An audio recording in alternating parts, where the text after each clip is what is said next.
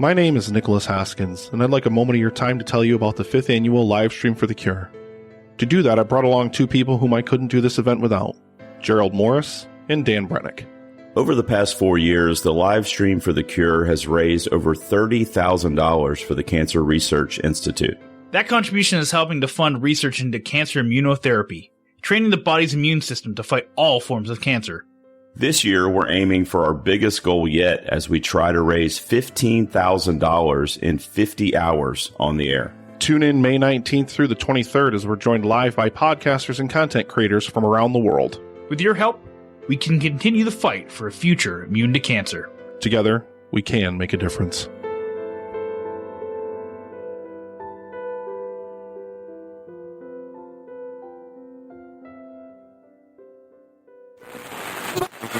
Beginning ODO podcast in 5, 4, 3, 2, 1.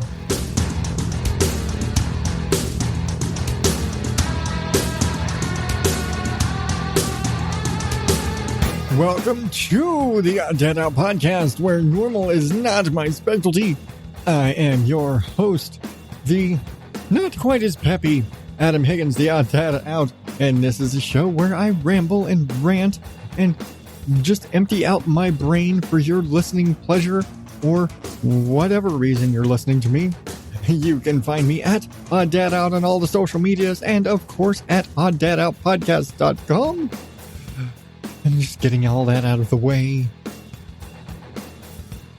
Oh, man. Remember how last week I was talking about how I just got more energy? I don't have it tonight. And it may just be because I had a longer work night. I think that was it.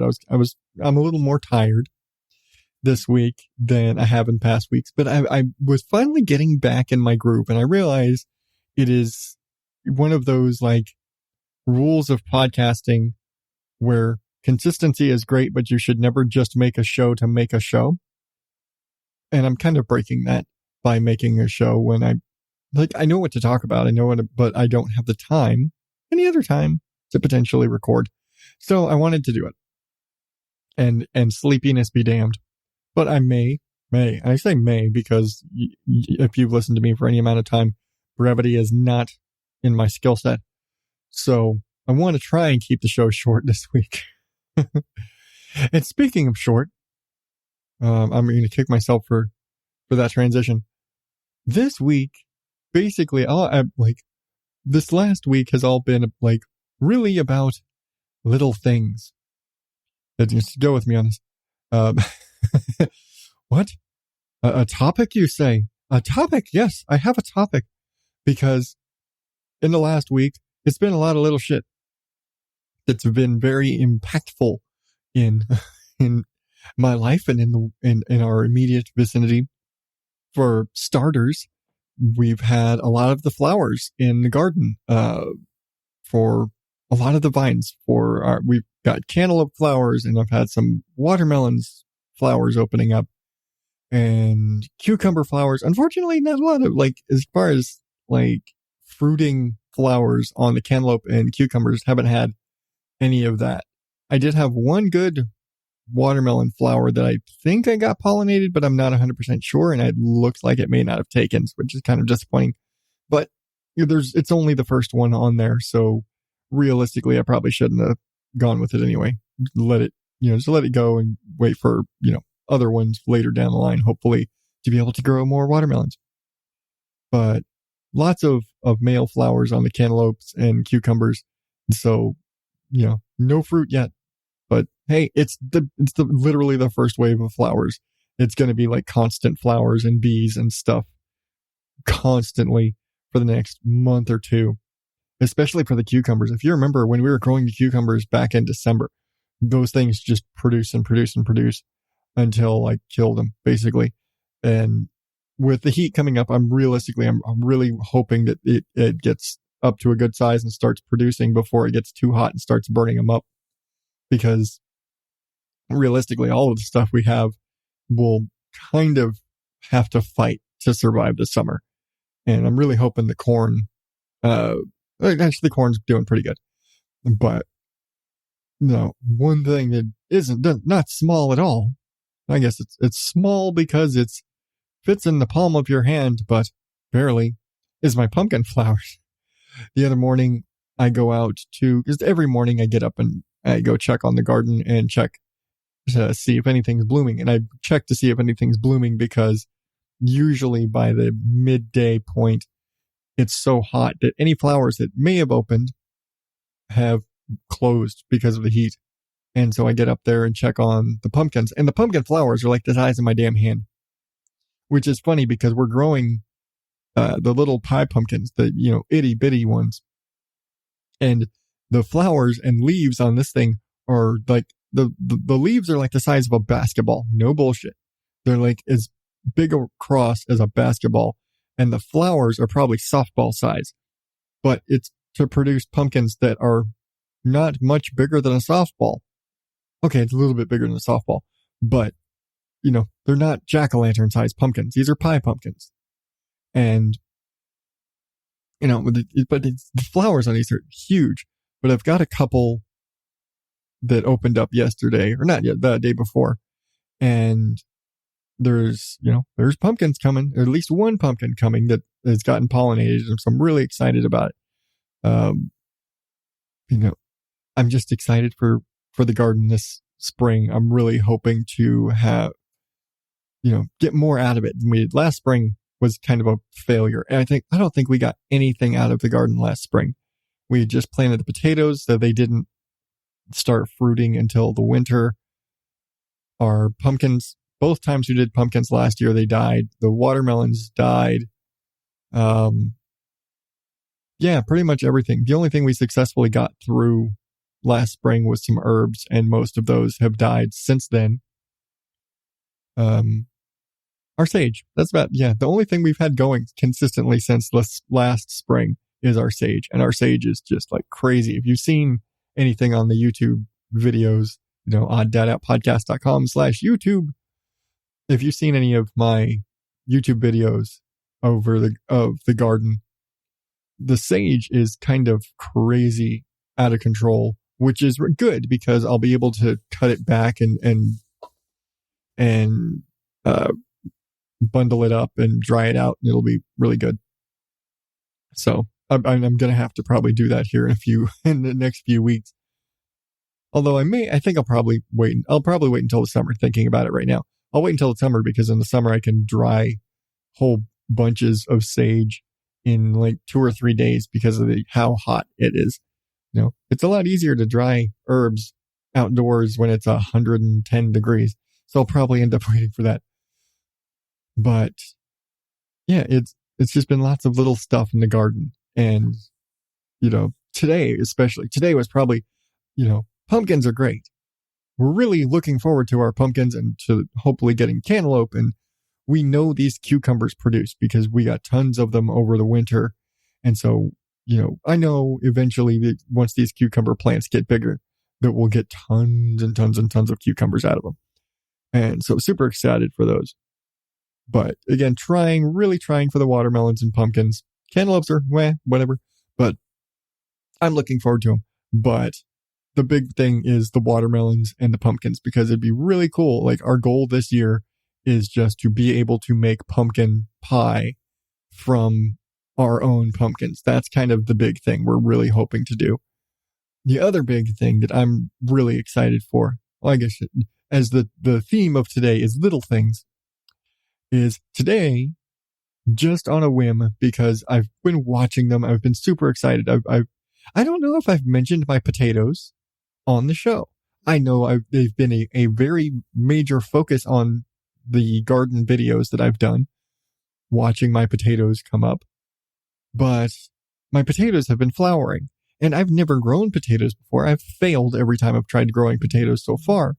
And so I'm finally getting success with potatoes, and they're coming up and they're growing, and I'm like, yes. And I have all these potato flowers, and I'm like, okay, but what's the progress like? What's the rate like of growth? And when do you harvest potatoes, and how do you know when they're ready, and all this stuff?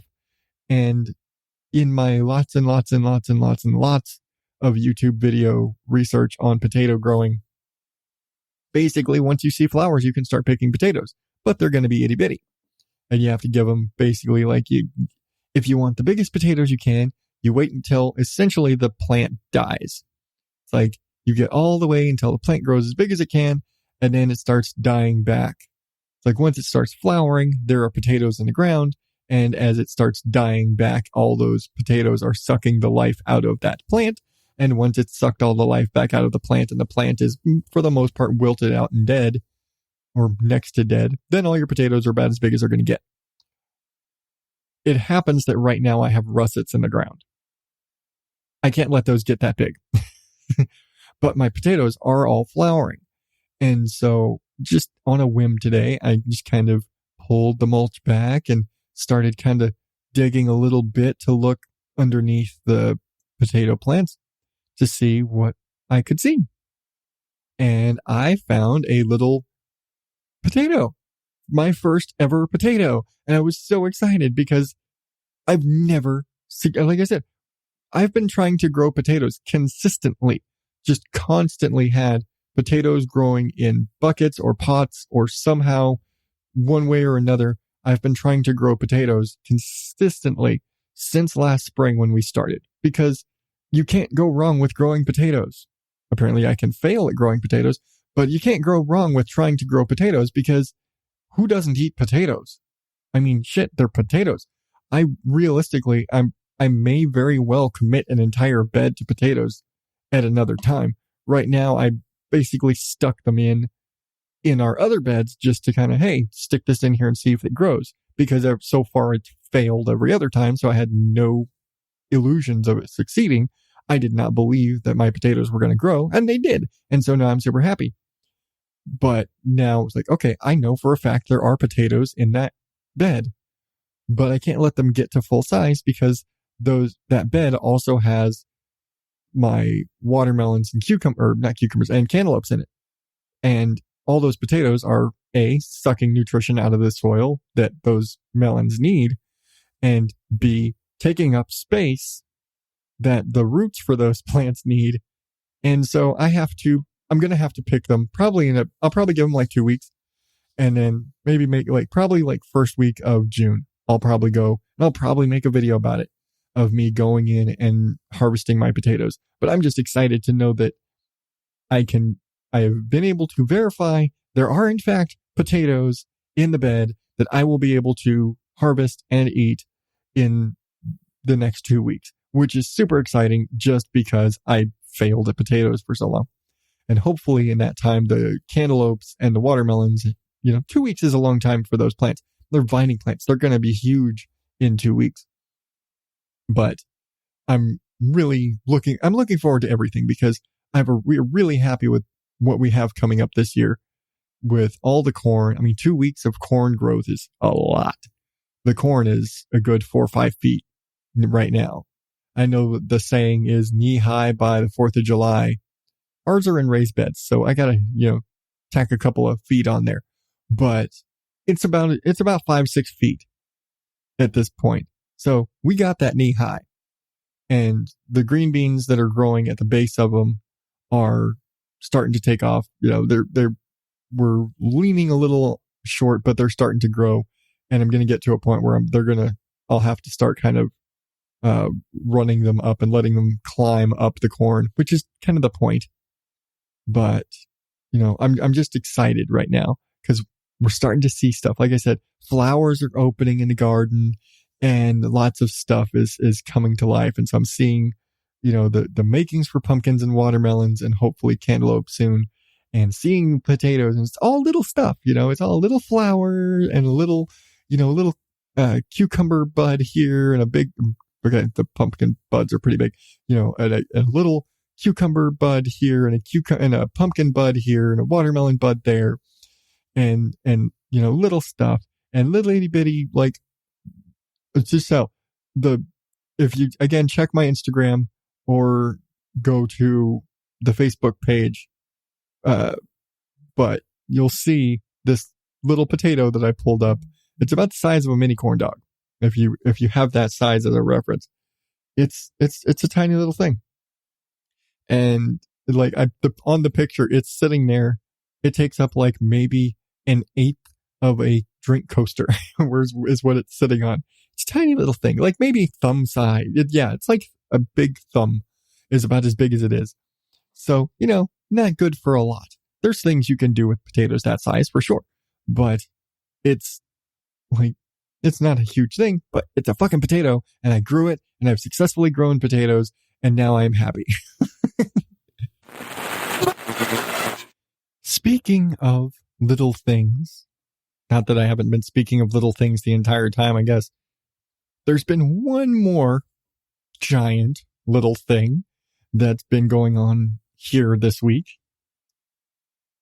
So, rewind back to my little year update and all the things that I had to rush through that I didn't cover while I was on break here. We got a dog. Back in October, we got a dog, and I mention her often. Well, that dog was supposed to be for my wife.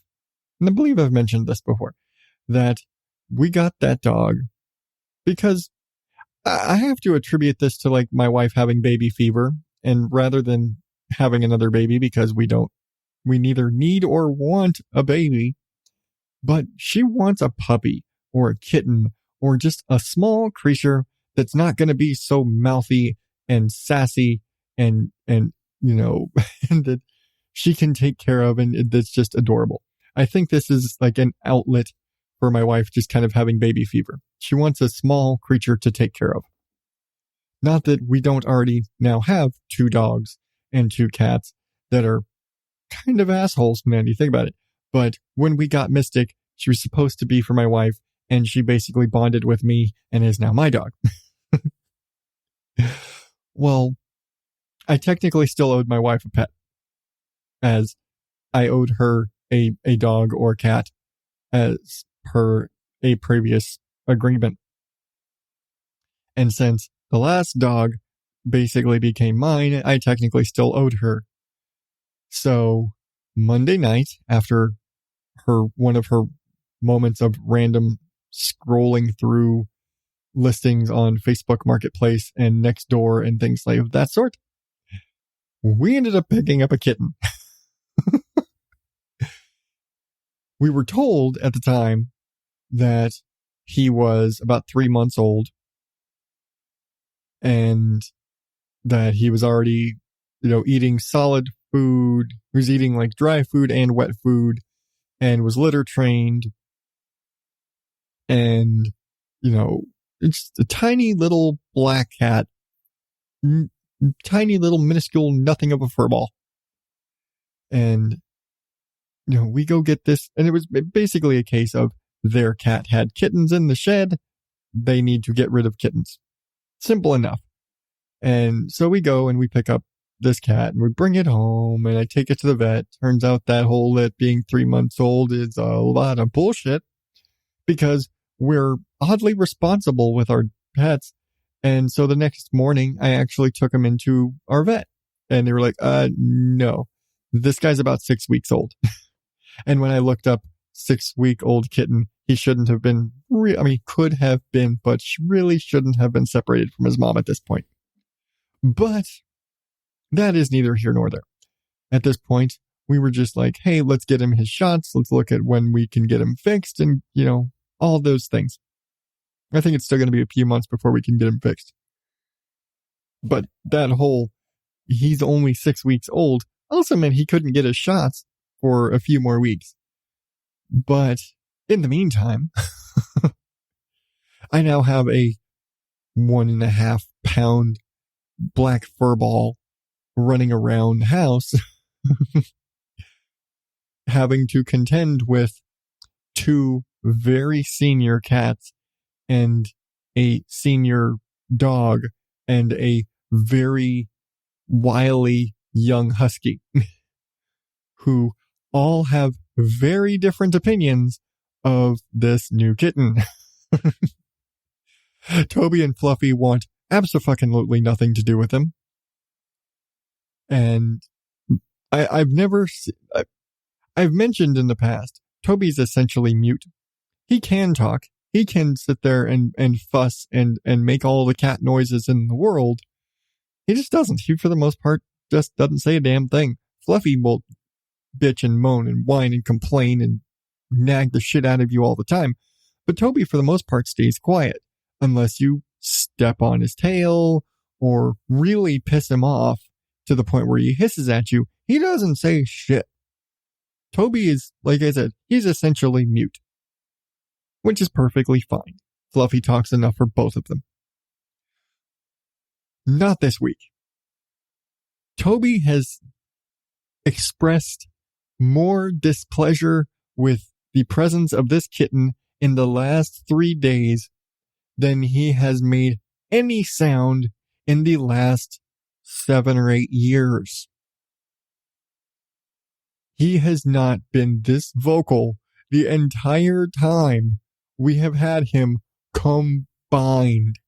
He wants nothing to do with this guy. Fluffy's kind of indifferent. Fluffy's like another fucking animal. Are you fucking kidding me? She is like, we're like, hey, look, it's a new baby. You two are the cats. Be responsible and help take care of the new baby cat. Yeah, they're like, no, fuck this shit. We're too old for this shit.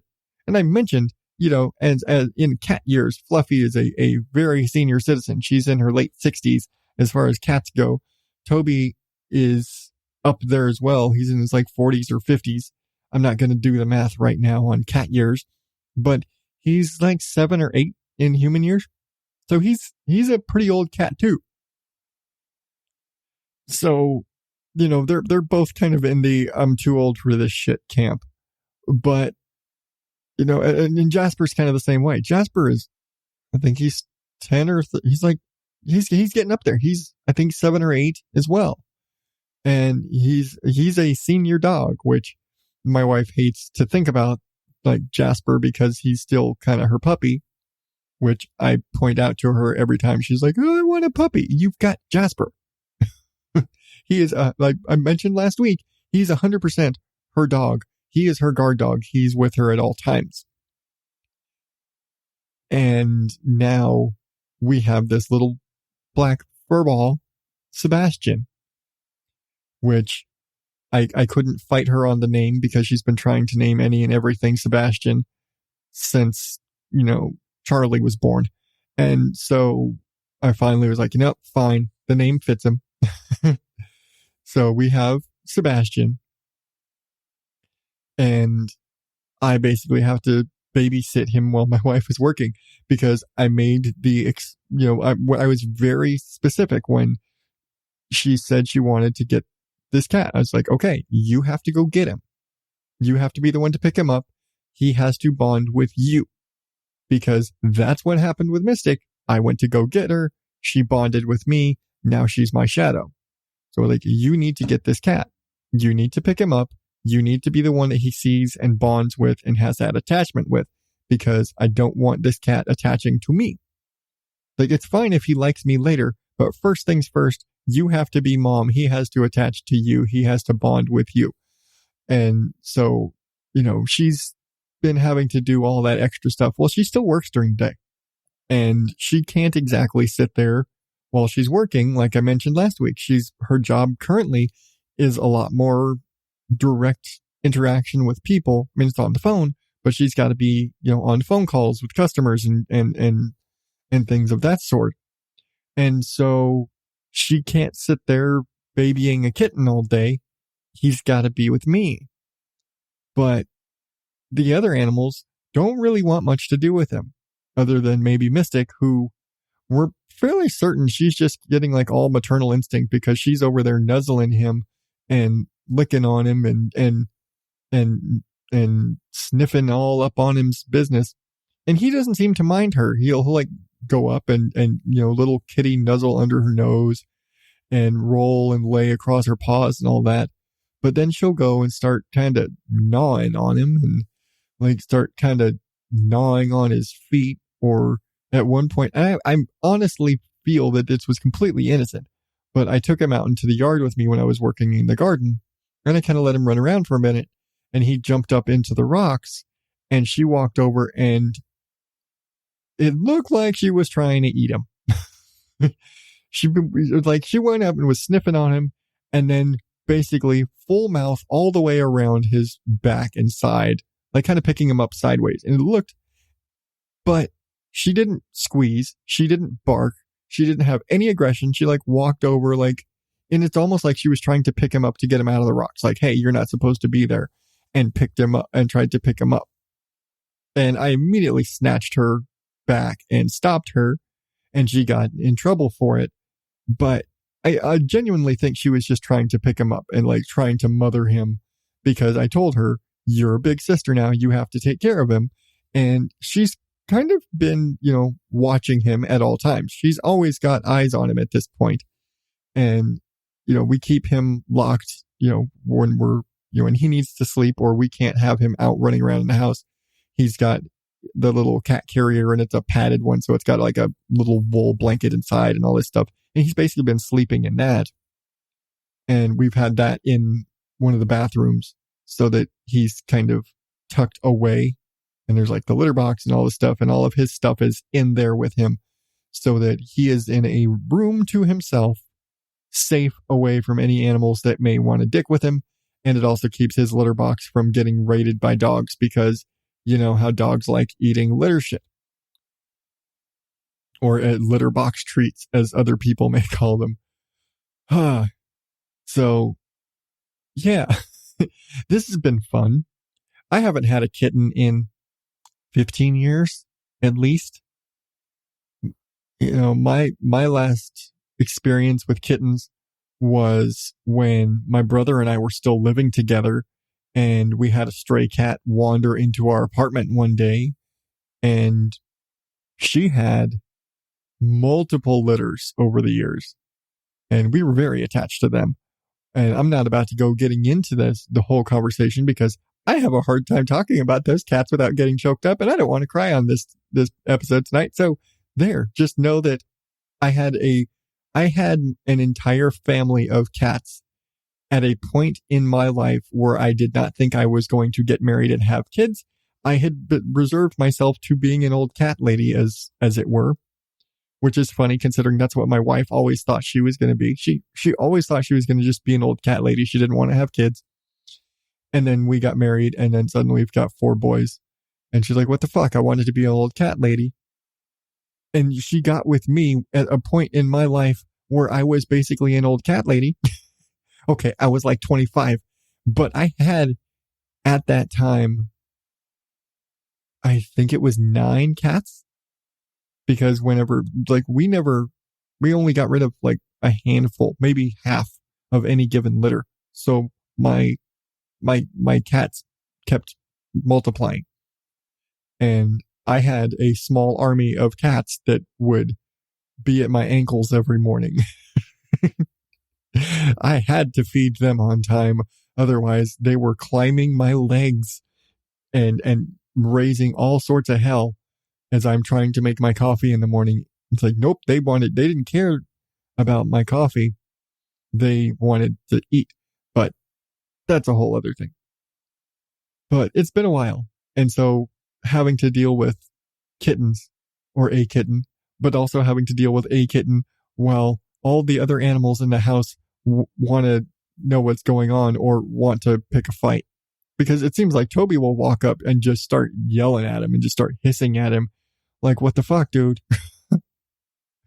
Fluffy avoids him. Fluffy avoids everybody, especially during the day. During the daytime, it is very difficult to find Fluffy. She usually just kind of finds a dark corner and hangs out. She'll go curl up on one of the boys' pillows or something and stay the fuck away from everybody else. And if you go into whatever room she's in, she's going to glare at you because you woke her up, probably.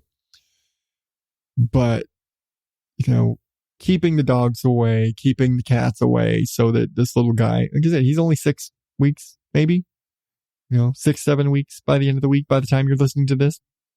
He's a little over 1.5 pounds, maybe 1.75 pounds. And so even if Mystic is being completely nice and just trying to protect him and doing, trying to be a responsible big sister in this family, which I genuinely think she's trying to do, at her size, she could accidentally kill him. And I hate to say it, but that actually happened to one of my other kittens. And accidentally, it was a case of she got loose in the backyard, ended up in a neighbor's yard because it was like a brick wall with little holes in the wall. And she got into the neighbor's yard, and the neighbor's dogs attacked her and tried to eat her and punctured her lung. And I had to put her down. And I said, I'm not going to cry, so I'm not going to go any further with that. But yeah, those were little dogs. Those are like Chihuahuas that killed a kitten that's about his age. And Mystic is a husky. She could accidentally swallow him at his current size. So I'm unfortunately having to keep them separated, although they do seem to like each other. And she does seem to genuinely want to take care of him. She could accidentally eat him. So I'm having to be careful with that. So it's been fun. A week of little things, of little flowers, little potatoes, little pumpkins for all of like a week before those things blow up. Seriously. And little kittens. The little things have been ruling my world this week. But it's fun, but it's draining. I didn't realize how much energy it takes just to wrangle a kitten, just to keep him from chewing on shit and not, because he's teething, basically. He's still wanting to chew on everything. So, if we have him running around, I can't leave, hiccups. I can't leave him in the office during the day if I need to sleep because there's so many wires from our computers and everything. He gets under tow. He could go and chomp into a hot electrical wire. And the next thing you know, we no longer have a computer or a cat. Can't have that happen. So, I can't let him just roam in here. So I'm having to basically kind of babysit him and let him like find a space. Like, oh, we're going to go play in the boys' rooms because they don't have any wires or anything that he can get into. Just like let him jump around on laundry baskets and like climb up bed sheets and jump off their beds and just, be a cute little kitten. It's adorable watching him play. But the fact that I have to be awake and entertaining this kitten is mildly annoying and seriously like energy draining. But hey, he needs, he's not big enough to play with everybody else yet. And I can't just let him go. So in a few more weeks, I know like inside of a month, he'll be like half fluffy size, just, because kittens grow like weeds for a while. He'll be big enough to defend himself in a few weeks. But for right now, he's appetizer size. And so, he's got to be with me while simultaneously staying out of trouble. And if you've ever had to try and keep a kitten out of trouble, this is a full-time job. Seriously, it is so much work wrangling this little dude. He's adorable as hell. And I've got some pictures, and there was a video that I posted of him on my Instagram, and I'll probably see if I can get some more videos of him and stuff today or in the next couple of days. Good reason to follow me on Instagram, I guess. Kitten pictures and garden stuff. That's what you get. And I'll give you a clue. If you ever want to have an idea of what I'm probably going to be talking about on the show, you should probably follow me on Instagram because it's the handful of stuff I post on Instagram usually plays into what I'm talking about this week. Not on purpose, not like I'm sitting here dropping hints, but in a world where I talk about what's going on in my life, that's usually where I'm posting what's going on in my life. So, if you want the advanced idea, you want the early script or whatever, you should follow me on Instagram at OddDadOut. But I said I was going to keep it short because I'm tired. I could have gone on, really. And you know what? I'm not going to lie. I have some news stories I wanted to make fun of and some other stuff that I wanted to talk about for a full, long, lots of stuff show, but I just don't have the energy for it right now. I'm just damn tired. So I'm going to wrap it up. I'm going to keep it short this week. Whew. A little show about little things. So You can find me at Odd Dad Out on all the social media places, and of course at odddadoutpodcast.com, where you can subscribe to the show on your favorite podcatcher device, app thingy of choice. Find all the past episodes and links to all the stuff I talk about, although there's not much of that this week. Or, of course, where you can get yourself some Odd Dad Out merch, donate on Patreon, or buy me a coffee, which I should have all of those buttons and everything up there within the next few days. If you go there now, you may or may not be there. I don't know. Time is a crazy thing in podcasting. But that's going to do it for me this week. And until next time, oddballs, thank you and good night.